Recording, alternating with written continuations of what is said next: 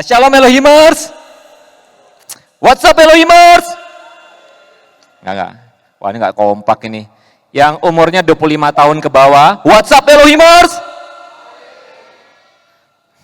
Yang umurnya 25 tahun ke atas. What's up Elohimers? Wah yang lebih tua ini lebih semangat loh. Yang muda mana suaranya? Oke, teman-teman diberkati dengan pujian penyembahan kita. Wah luar biasa ya, kita berharap hal seperti ini bisa terjadi setiap minggu, setiap hari. Kalau bisa, ada dance tadi, thank you banget buat teman-teman High Hope. Berikan tepuk tangan yang paling meriah buat teman-teman High Hope yang luar biasa. Wah, setiap hari kalau bisa ada dance ya. Amin High Hope, kuat ya. Wah, oke. Terima kasih juga buat teman-teman pujian dan penyembahan yang luar biasa sudah melayani kita. Nah teman-teman, sesuai dengan topik kita, waktu boleh jalan? Oke. Teman-teman sesuai dengan topik kita bulan ini, kita ngomong soal signifikan ya. Soal signifikan, yang minggu pertama Marci sudah ngomong soal yang namanya signifikan ya.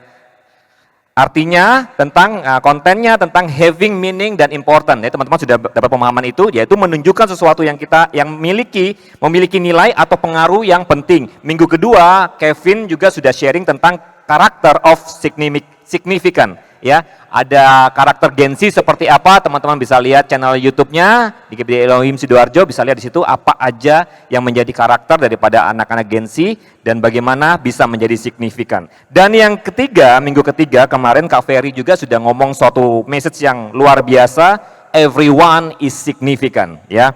Saya menangkap ada dua hal yang cukup menarik sekali. Yang pertama, berharga atau berguna. Teman-teman percaya bahwa setiap kehidupan kita ini berharga, amin?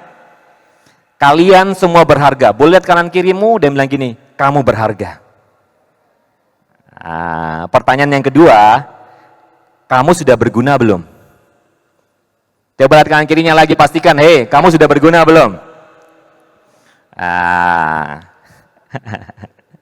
Ya, ingat ya contohnya ya, handphone dikasih ya berharga mahal, tapi kalau nggak dipakai berarti tidak berguna ya. Padahal harusnya digunakan. Yang kedua menarik banget, Kak Ferry juga ngomong tentang hasil dari hidup yang signifikan di dalam Tuhan adalah sejumlah orang atau jiwa-jiwa teman-teman kalian yang dibawa kepada Tuhan.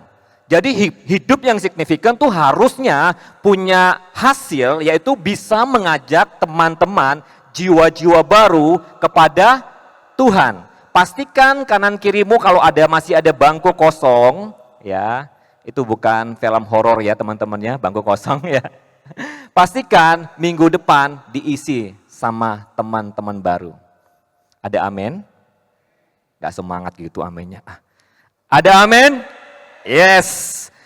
Sebelum saya masuk ke topik yang saya akan mau bagi, suatu kali ketika meeting dengan teman-teman koordinator pelayanan, ada satu anak muda, satu cewek, dia berkata gini, Kak, saya kangen banget loh kalau setiap kali EYC itu semua kursi di tempat ini tuh terisi.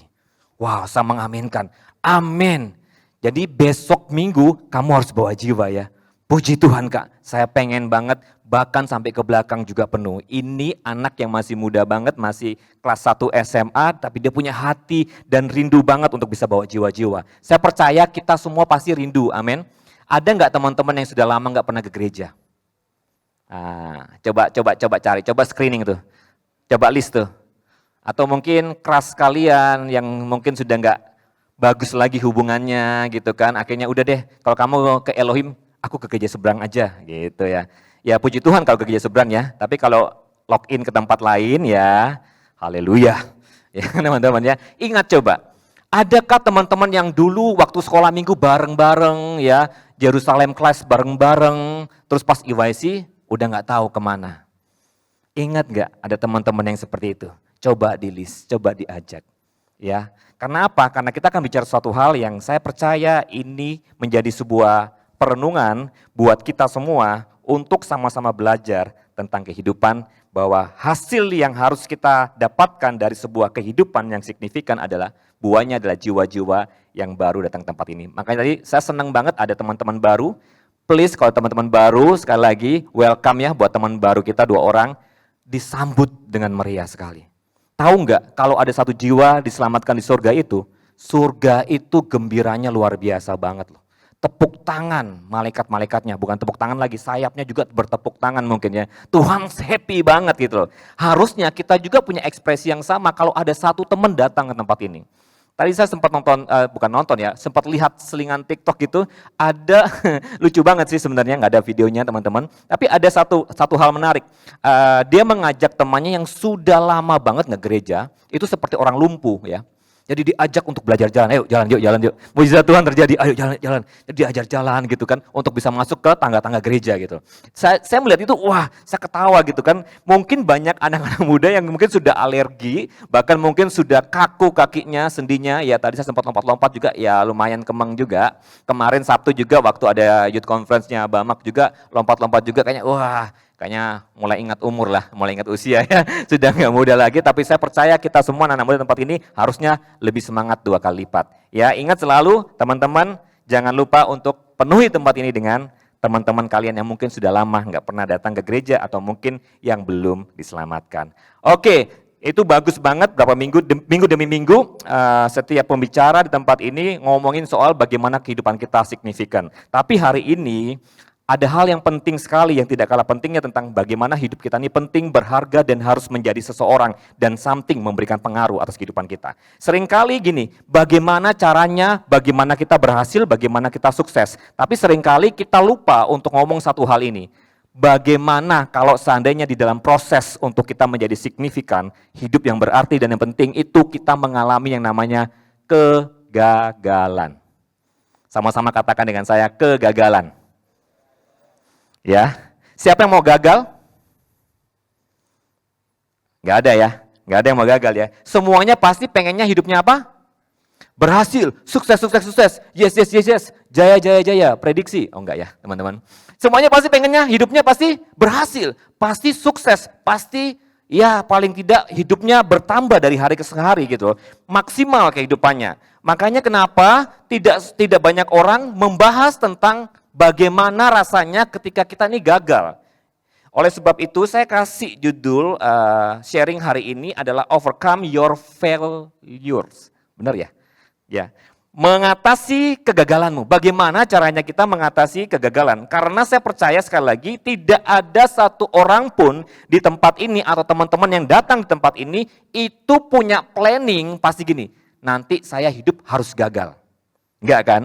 Pasti semuanya pengen apa? Sukses dan berhasil. Jadi sebenarnya teman-teman, sebelum kita bergerak maju dalam kehidupan yang signifikan, kita juga harus belajar bagaimana bisa menang di dalam setiap season kegagalan hidup kita. Jadi waktu kalian gagal, bagaimana caranya bisa overcome itu? Bagaimana caranya bisa mengatasi itu? Bagaimana caranya bisa bangkit daripada itu? Yang mau belajar bisa katakan amin? Oke, masih bersama dengan Kak Aldo ya. Nah, kita belajar dari satu tokoh pribadi yang cukup menarik, hidupnya sangat signifikan banget. Kalau saya sebutkan namanya pasti kita sudah tahu, yaitu orangnya bernama Daud. Kita tahu banget tentang kehidupan Daud, ini raja yang cukup besar di bangsa Israel. Bahkan sampai hari ini pun kita tahu historinya bagaimana seorang Daud berhasil di dalam setiap kehidupannya. Tapi teman-teman tahu nggak, dia punya journey of destiny-nya. Setiap kita itu pengen dan rindu untuk bisa menemukan panggilan kita, menghidupinya dan mengerjakannya.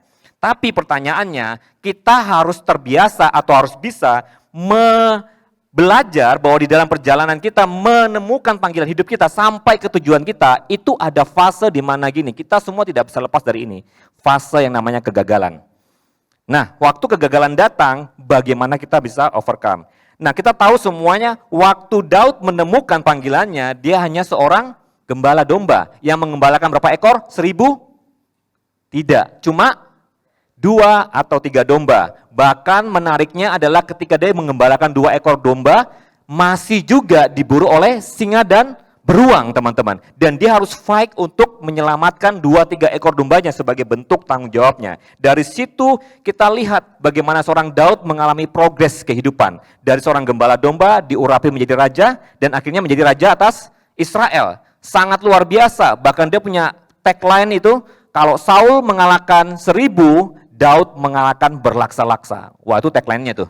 Jadi kemanapun dia pergi, semua bangsa Israel pasti mengeluh-ngeluhkan dia gitu kan. Daud mengalahkan 1000, Saul mengalahkan 1000, tapi Daud berlaksa-laksa. Artinya Daud lebih hebat. Daud sudah ada di puncak posisinya. Tapi suatu kali Daud mengalami yang namanya kegagalan. Kita semua sudah tahu apa kegagalan Daud? Apa? Wah, ini kayaknya apa? Ya hidup sama mencintai istri orang ya. Itu kegagalan daripada Daud. Dan menariknya waktu Daud gagal, ini orang sudah di top position. Ini sudah kalau mau bilang signifikan, hidupnya sangat banget signifikan, sangat banget berhasil. Tapi orang yang berhasil ini suatu ketika dia gagal. Amsal 24 ayat 16 berkata seperti ini. Sebab 7 kali orang benar jatuh, namun ia bangun kembali, tetapi orang fasik akan roboh dalam bencananya. Sebab 7 kali orang berdosa jatuh. Betul? Enggak ya, di situ katakan apa? Orang benar jatuh, namun ia akan bangun kembali. Daud jatuh, ya Daud gagal, tapi menariknya adalah Daud bisa overcome kegagalannya dan dia bangkit lagi, teman-teman. Dan dia terus apa? Mengerjakan kehidupannya untuk kembali lagi signifikan sesuai dengan rencananya Tuhan. Nah, teman-teman, menarik sekali di situ katakan orang benar itu bisa jatuh. Jadi jangan teman-teman berpikir bahwa saya sudah dibaptis, Kak. Saya sudah ikut kelas Alkitab, Bible study itu sampai berjilid-jilid. Setiap tahun saya ikutin dan sebagainya. Saya mau kasih tahu, ini bukan kabar baik ya buat yang berdosa saat ini. Enggak ya, kita semua pasti berdosa ya. Ini bukan kabar baik buat setiap kita, tapi ini sebuah pengingat bahwa kita itu one day atau suatu kali kalau enggak siaga, kita bisa jatuh, kita bisa fall teman-teman. Tapi pertanyaan gini, waktu kalian jatuh bisa lagi enggak untuk bangkit dan bangun? Nah ini penting ya. Jadi orang benar itu bisa jatuh dan orang benar itu tidak kebal dari yang namanya kegagalan dan kejatuhan. Ya, Mazmur 37 ayat 23 sampai 24. Ini yang harusnya kita pegang. Ayat 23 berkata seperti ini, Tuhan menetapkan langkah-langkah orang yang hidupnya berkenan kepadanya. Lihat ini, 24 ya. Apabila ia jatuh, apa yang terjadi? Tidaklah sampai tergeletak. Karena apa? Sebab apa? Sebab Tuhan menopang dengan tangannya. Perbedaannya yang orang yang jatuh tanpa menghidupi kebenaran dan tanpa tadi di dalam sebuah hadirat Tuhan, waktu dia jatuh itu pasti akan tergeletak dan susah untuk bangkit lagi. Tetapi kalau orang yang ada di dalam Tuhan, orang benar bukan aja sekedar tahu kebenaran tapi menghidupi kebenaran, waktu ia jatuh firman Tuhan berkata gini, dia tidak sampai tergeletak. Karena apa? Ada tangan Tuhan yang menopangnya. Waktu jatuh, apa yang terjadi? Tuhan angkat lagi. Minggu depannya lagi, jatuh lagi misalnya, Tuhan angkat lagi. Yang hidupnya hari ini jatuh bangun bisa katakan amin? Oh ada beberapa, puji Tuhan. Masih sangat daging dan dunia. Puji Tuhan, belum di surga ya, kita semua masih di dunia. Oke. Artinya gini teman-teman, kegagalan, Tuhan mengizinkan kegagalan itu terjadi atau menghampiri kita. Nah, ada 2 pengertian dasar tentang kegagalan. Yang pertama, kegagalan itu sebuah peristiwa, kejadian, bukan identitas kita. Amin. Kegagalan itu cuma kejadian atau peristiwa yang bisa berlalu nanti, bukan identitasmu. Coba katakan kanan kirimu, kegagalan itu bukan identitasmu. One day kamu bisa bangkit. Amin. Ya.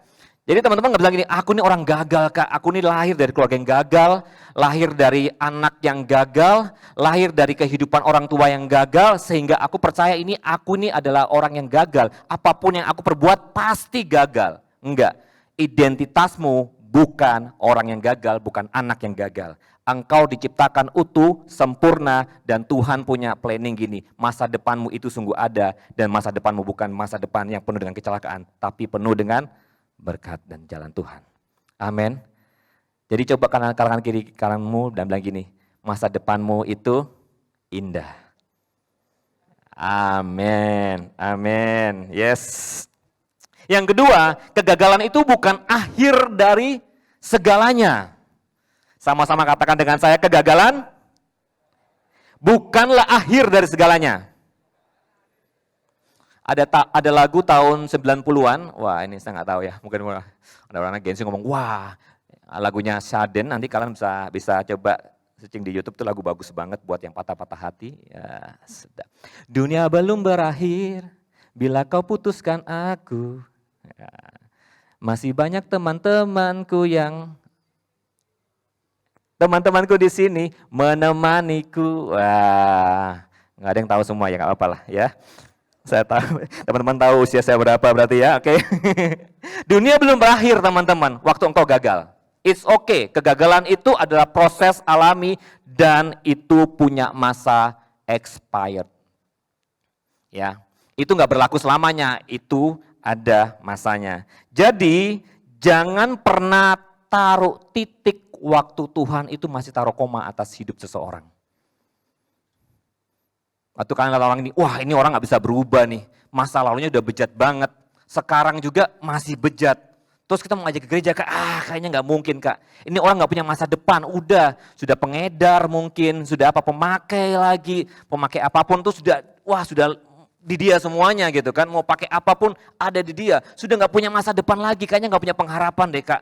Saya mau kasih tahu gini teman-teman, kalau Tuhan belum kasih titik buat orang itu, artinya masih ada tanda koma. Jangan kita buru-buru kasih titik. Kalau Tuhan masih bilang gini, masih ada pengharapan buat anak itu. Amin. Jadi teman-teman jangan nyerah ngajakin teman lain yang misalnya, ayo ke gereja. Aduh, sudah males, bosen, dan sebagainya teman-teman.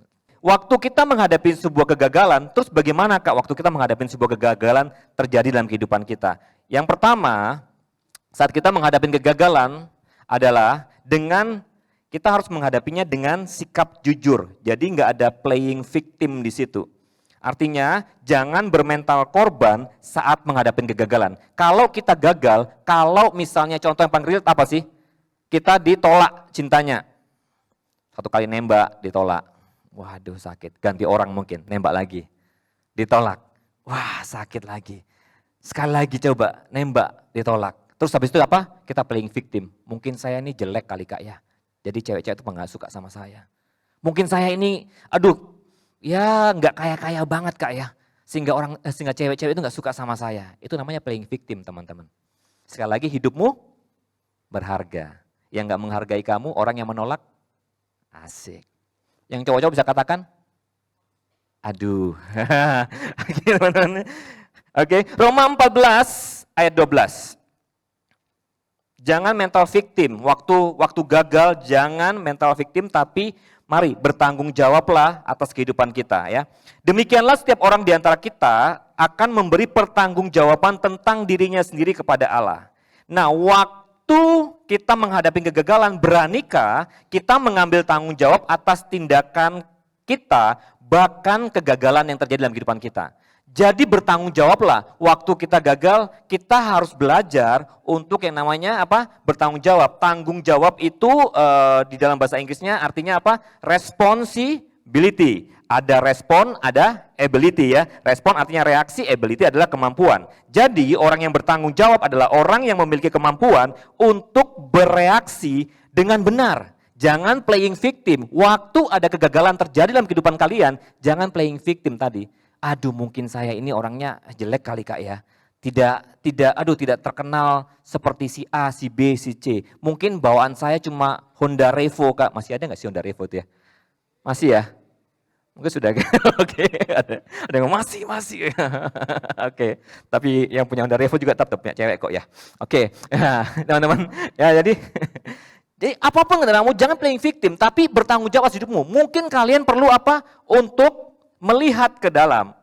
Ya mungkin saya terlalu gusra-gusu kak, lihat kak, nggak tahu apa namanya, tidak, gusra-gusu itu apa ya, terlalu keburu-buru. Ya, mungkin ceweknya masih memulihkan hatinya gitu kan, karena diputus mantannya. Terus habis itu apa? Kita masuk dengan menembak gitu kan. Ya, mungkin tunggu dulu, cinta jangan. Nah, lagunya siapa tuh? Sia. Oke. Ya, teman-teman, kita harus bertanggung jawab atas setiap keputusan kita, ya. Yang kedua, waktu kita mengalami kegagalan, kita harus apa? Menjadikan Tuhan bagian dalam kegagalan kita. Menjadikan Tuhan bagian dalam kegagalan kita. Waktu kita gagal di dalam segala aspek kehidupan kita, apapun itu, pekerjaan kita misalnya habis di PHK misalnya ya, keluarga kita misalnya yang dulu sempurna banget, tiba-tiba papa mama harus cerai misalnya, terus kita merasa gagal di dalam keluarga kita, apapun itu, selalu libatkan Tuhan di dalam kegagalan kita. Mazmur 34 ayat 20, firman Tuhan berkata seperti ini, kemalangan orang benar apa? Banyak. Tetapi Tuhan melepaskan dia dari semuanya itu. Di dalam terjemahan Amplified diterjemahkan bagus banget. Banyak kesukaran dan keadaan yang membingungkan menghadang orang benar. Tetapi Tuhan menyelamatkan dia dari semuanya itu. Jadi sekali lagi orang benar tidak lepas dari yang namanya apa? Cobaan, ujian, dan tantangan. Coba bilang kanan kiri begini. Masalah pasti datang sama kamu. Pertanyaannya siap apa atau enggak kita saat masalah datang? Ya. Jadi teman-teman, artinya kita harus sadar penuh bahwa kekuatan dan kemampuan kita itu terbatas waktu masalah datang. Oleh sebab itu kita perlu apa? Tuhan. Kita perlu Tuhan untuk bisa menghadapi setiap kegagalan hidup kita. Ada salah satu contoh tokoh Alkitab yang menarik banget tentang kegagalan, teman-teman. Nah, ini responnya kembali kepada kita, yaitu Yudas Iskariot. Kalau saya bilang kata-kata Yudas Iskariot, apa yang ada dalam pikiran kalian? Pengkhianat, benar kan? Orang yang tidak masuk di dalam destiny-nya Tuhan. Wah, orang yang sepertinya tidak ada di dalam planningnya Tuhan untuk bisa menyelamatkan dunia ini. Wah, kayak gitu kan.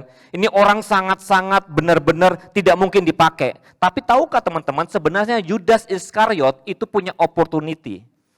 Karena Tuhan ternyata tidak menaruh titik di dalam hidupnya dia. Sekalipun kita tahu bahwa Yudas Iskariot yang menyerahkan Yesus sehingga dia disalib. Coba kita sama-sama baca di dalam Matius 27 ayat 3 dulu. Ini kisah tentang Yudas Iskariot, kita lihat di situ ya. Pada waktu apa? Pada waktu Yudas yang menyerahkan dia melihat bahwa Yesus telah dijatuhi hukuman mati. Lalu apa di situ? Menyesallah ia, lalu ia mengembalikan uang yang 30 perak itu kepada imam-imam, kepala dan tua-tua. Di situ menarik banget. Ya, Yudas menjual Yesus. Ya, Yudas mengkhianati Yesus. Ya, sepertinya Yudas jahat banget. Pakai D, bukan pakai T ya. Banget. Double D, D, D, D. Banget gitu kan. Tapi lihat di situ, dikatakan apa? Waktu dia lihat waktu Yesus jadi hukuman mati, Alkitab mencatat apa? Menyesallah dia. Betul ya? Menyesallah ia, lalu ia mengembalikan apa? Uang yang 30 perak itu kepada imam-imam kepala. Nah, sebuah pertobatan itu selalu dimulai dengan kata menyesal dengan dosa-dosa yang dilakukan. Orang bisa dikatakan bertobat kalau dia ada kata-kata ini pertama, saya menyesal melakukan dosa itu. Artinya ini orang niat dan mau untuk bertobat. Tapi kalau nggak ada kata itu, ya dia sedang menikmati dosa-dosanya. Nah, orang yang seperti menikmati dosa-dosanya itu, kalau mau diajak ke gereja biasanya susah. Benar apa benar?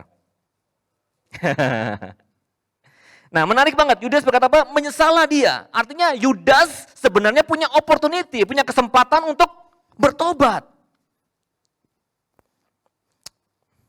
Karena penyesalan itu adalah langkah awal dari sebuah pertobatan. Lihat ini, kata-kata menyesal sekali lagi yang direspon oleh seorang tokoh Alkitab yang berbeda, yaitu Sakeus. Ya, Sakeus berbeda. Waktu dia menyesal, dia juga melakukan apa? Mengembalikan uang tersebut. Ya, Sakeus waktu ketemu sama Yesus dia bilang gini, Sakeus, pertemuannya di mana? Di pohon ya. Waktu itu Sakeus lagi naik pohon. Sakeus turunlah, karena itu pohonnya Yudas Iskariot. Oh enggak ya. Dia bilang, Sakeus turunlah, aku mau makan bersama dengan engkau di rumahmu. Waktu Yesus berdiskusi dengan Sakeus, Sakeus ini adalah seorang pemungut cukai, orang pajak.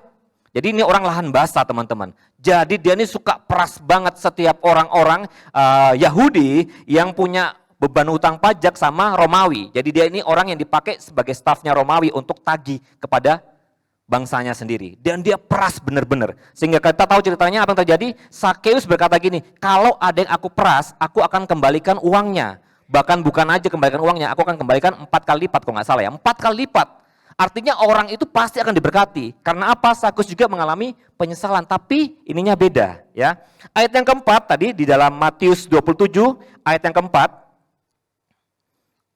Ya, tadi di ayat yang ketiga Yudas berkata apa? Menyesallah ia. Tapi ayat yang keempat dan berkata gini, aku apa? Telah berdosa karena menyerahkan darah orang yang tak bersalah. Tetapi jawab mereka, apa urusan kami dengan itu? Itu urusanmu sendiri. Lihat, waktu Yudas berkata ini, menyesallah ia waktu Yesus sudah juga hukuman mati. Ayat yang keempat, dan Yudas berkata, aku telah berdosa. Artinya Yudas punya kesempatan untuk berbalik. Cuma salah, datangnya salah. Datangnya bukan kepada Yesus, tapi datangnya kepada siapa? Imam-imam dan ahli-ahli Taurat. Nah teman-teman, mungkin ini juga yang terjadi sama teman-teman kita yang hari-hari ini mungkin sudah nggak gereja-gerejaan. Mungkin yang sudah meninggalkan Tuhan mungkin, dulunya Kristen sekarang agnostik mungkin. Ateis lah, whatever you name kan, you name it, apapun itu. Mungkin mereka gini, merasa nggak layak, merasa nggak pantas. Jangan sampai mereka bukan datangnya kepada Yesus, datangnya ke tempat lain. Yudas datang ke siapa? Imam-imam, tahu imam-imam dan tua-tua tadi. Lalu imam-imam menjawab apa? Itu urusanmu sendiri. Setelah ayat itu baru, maka Yudas mengambil tali dan menggantung diri di bawah pohon toge. Enggak ya? Yudas menggantung diri teman-teman. Coba seandainya kalau Yudas datangnya kepada Yesus. Saya percaya mungkin Alkitab Yudas bukan pengkhianat. Masih ada komanya. Tapi sayang, salah. Ternyata di dalam Alkitab tuh banyak sekali orang gagal. Alkitab mencatat tadi ada siapa? Ada Sakeus, ada Petrus. Nah Petrus juga keren kan? Dia menyangkal Yesus enggak? Dia menyangkal Yesus. Tapi Petrus tidak larinya bunuh diri.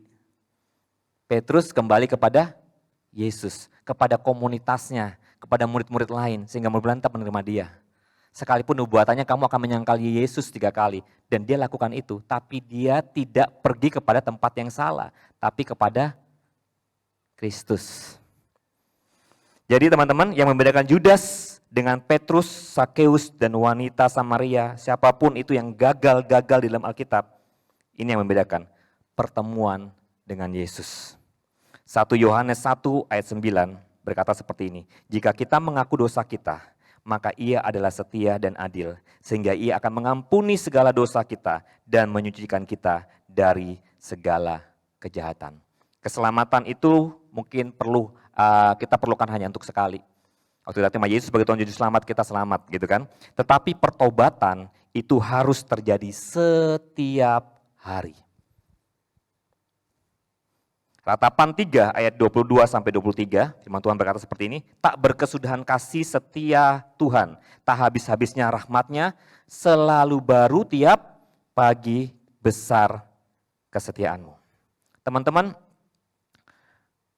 ruang gagal atau tempat di mana kita mengalami kegagalan, itu adalah tempat pertempuran antara Tuhan dengan iblis.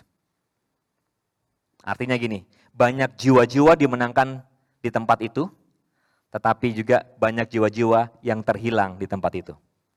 Kalau hari-hari ini ada teman-teman kita yang gagal, ada teman-teman kita yang sudah gak lama ke gereja, ada teman-teman kita yang sudah tenggelam di dalam lautan luka dalam. Aku tanpamu, sudah gak ada kabarnya dan sebagainya teman-teman. Coba datang dan hampiri dia dan berkata, Yesus sayang sama kamu. Yesus mengasihimu, kamu berharga. Yuk berkumpul lagi yuk, seperti dulu dalam komunitas, baik care, baik mungkin ke gereja, baik mungkin ke EYC, ajak lagi. Karena apa? Karena kalau kita nggak sambut mereka, iblis yang akan sambut mereka. Sekali lagi kalau bilang apa? Checklist teman-teman kamu yang sudah lama nggak pernah ke gereja. Mungkin nanti deh Natal aja. Nanti deh mungkin Paskah aja. Nanti deh gitu aja terus gitu kan. Nanti deh retreat aja mungkin. Yuk diajak kembali. Amin. Yang ketiga yang terakhir teman-teman. Waktu kita mengalami kegagalan, mari sama-sama kita belajar dan bertumbuh dari kegagalan kita. Karena kegagalan bukanlah untuk dinikmati, melainkan untuk direnungkan dan dievaluasi. Ada peribahasa ngomong gini, bukan peribahasa ya, quotes ngomong gini. Kegagalan adalah kesuksesan yang tertunda, separuh benar. Tapi kegagalan yang dievaluasi itu adalah kesuksesan yang tertunda. Kalau cuma gagal, pasrah, kalian gak akan pernah mengalami kesuksesan. Harus dievaluasi, kenapa saya gagal? Kenapa hari-hari ini kalau saya buka usaha bangkrut? Kenapa pernikahan orang tua saya selalu di dalam konflik? Kenapa? Kan pertanyakan itu. Kenapa sampai hari ini saya masih jomblo? Enggak ya, itu cuma just kidding teman-teman. Ya, ditanyakan semuanya. Kalau kita gagal di area itu, kenapa? Kenapa? Harus dievaluasi. Supaya apa? Supaya quotes ini kita bisa aminkan. Kegagalan adalah kesuksesan yang tertunda. Kegagalan yang dievaluasi baru menjadi kesuksesan yang tertunda. Yang setuju bisa katakan amin. Amin ya. Roma 5 ayat 3 sampai 5. Dan bukan hanya itu saja, kita malah bermegah juga dalam kesengsaraan kita. Karena kita tahu bahwa kesengsaraan itu menimbulkan ketekunan, dan ketekunan menimbulkan tahan uji, dan tahan uji menimbulkan pengharapan. Dan pengharapan tidak mengecewakan karena kasih Allah yang dicurahkan di dalam hati kita oleh Roh Kudus yang telah dikaruniakan kepada kita. Sama-sama kalau kita lihat firman Tuhan ini menarik banget. Ada kata-kata gini, kesengsaraan, kita simpulkan kata-kata kesengsaraan, ada ketekunan, ada tahan uji, baru ada apa? Pengharapan.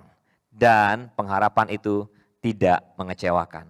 Jadi kalau kalian mengalami proses gagal, tenang, kegagalan itu akan membuat kalian apa? Menjadi orang yang tekun. Ada satu lagu lama itu, terbiasa patah hati. Wah, ada yang punya lagu favorit lagi itu? Aku sudah mulai bosan. Karena saking ditolak-tolaknya akhirnya apa? Terbiasa patah hati. Itu kayak tekun banget gitu kan. Tekun apa? Tahan uji. Mau gagal berapa kali tetap bangkit lagi, bangun lagi, jalan lagi. Mau jatuh lagi, bangun lagi, bangkit lagi, jalan lagi. Karena apa? Karena itu nanti ujungnya akan menghasilkan sebuah pengharapan di dalam Tuhan. Dan pengharapan itu tidak akan pernah mengecewakan. Yang percaya bisa katakan amin ya. Jadi jadi bertekun itu artinya waktu kita gagal, coba lagi. Waktu kita gagal, coba lagi. Waktu kita gagal lagi, coba lagi. Tahan uji juga punya pengertian yang sama. Masalah boleh datang berkali-kali, kita harus tetap bertahan. Masalah datang lagi, tetap bertahan. Sampai sudah terlatih dalam menghadapi kegagalan. Dan orang yang tahan uji sekali lagi adalah orang yang memiliki pengharapan. Saya akan akhiri dengan quotes ini dan saya mengundang pemain musik dan well singer, boleh bisa naik. Ya, kegagalan sekali lagi punya yang namanya gini, masa expired. Amin. Kalau kamu gagal hari ini, tidak berhasil hari ini, it's okay, itu ada masanya. Tidak selamanya kamu diciptakan untuk gagal. Itu ada masa expirednya. Tak selamanya. Kok sering nyanyi hari ini ya. Mendung itu kelabu. Ya kan. Hari ini. Habis ini kita nyanyikan lagi ini boleh gak? Enggak. Ya. Ada masa expirednya guys. Jadi jangan takut kalau hari ini kamu di dalam kegagalan, tenang aja. Dengan 3 tips tadi. Yang pertama apa? Ayo yang pertama apa? bersikap jujur dan don't play victim. Jangan jadi playing victim, oke? Yang kedua, menjadikan Tuhan bagian dalam kegagalan kita. Selalu ingat waktu kita gagal harus bertemu dengan Yesus, dengan Tuhan. Maka output kita akan berbeda. Yang ketiga, harus belajar dan bertumbuh dari kegagalan kita. Kegagalan yang menghasilkan kesuksesan adalah kegagalan yang dievaluasi supaya bisa menghasilkan kesuksesan. Oleh sebab itu, kegagalan punya masa expired dalam kehidupan kita. Yang percaya dan setuju bisa katakan amin. Roma 8 ayat 18 dikatakan seperti ini, oleh sebab itu aku menganggap bahwa penderitaan yang kita alami sekarang ini tidak dapat dibandingkan dengan kemuliaan yang akan dinyatakan kepada kita. Saya undang teman-teman untuk bangkit berdiri.